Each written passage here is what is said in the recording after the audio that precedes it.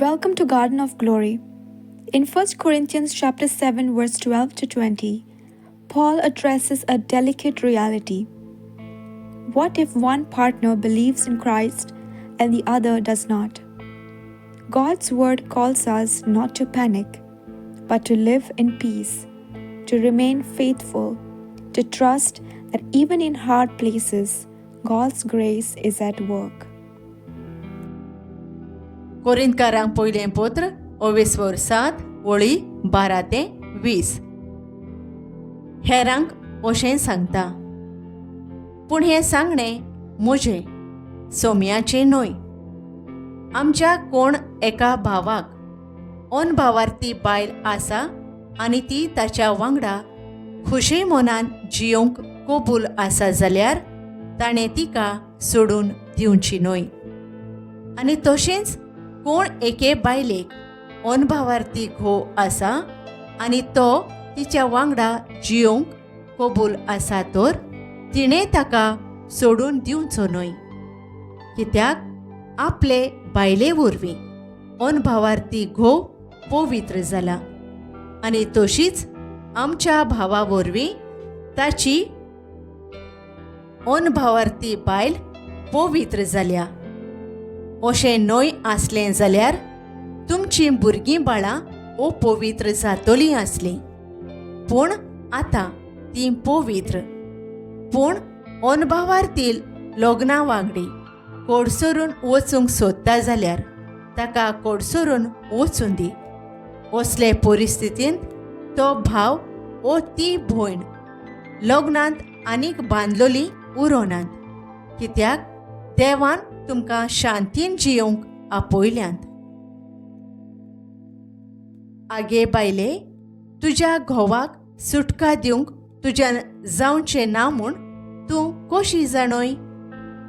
आनी तूं घोवा तुजे बायलेक सुटका दिवंक तुज्यान जावचें ना म्हूण तूं कसो जाणय?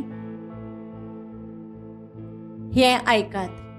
देवान जण एकल्याक आपोवणें केलें तेन्ना सोम्यान जण एकल्याक वांटून दिलां त्या देण्या प्रमाणें ताणें चलचें आनी ज्या भेसार ताका देवान आपयलां त्याच भेसार ताणें रावचें. सगळ्या पवित्र सोबांक होच नेम हांव दितां.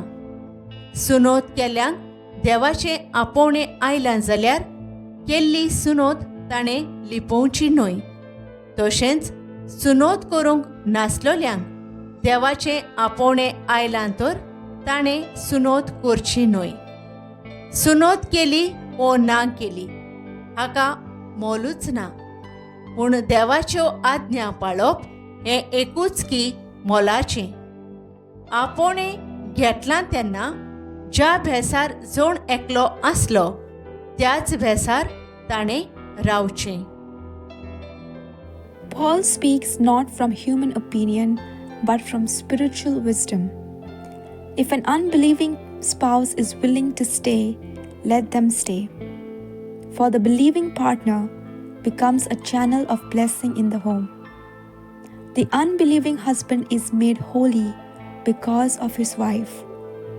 Paul says, this does not mean forced conversion. It means sacred influence.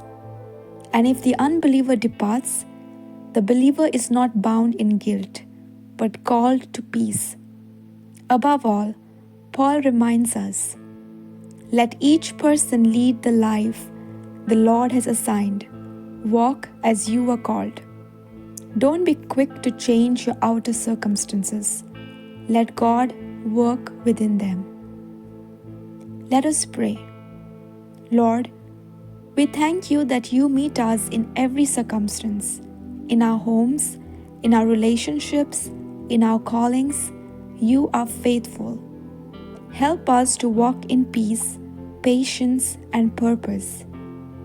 Let us trust your grace to work even in silent places. In Jesus' name, amen. Thank you for joining us on the Garden of Glory. If this message blessed you, please like, share, and subscribe. Dear Baren Koro.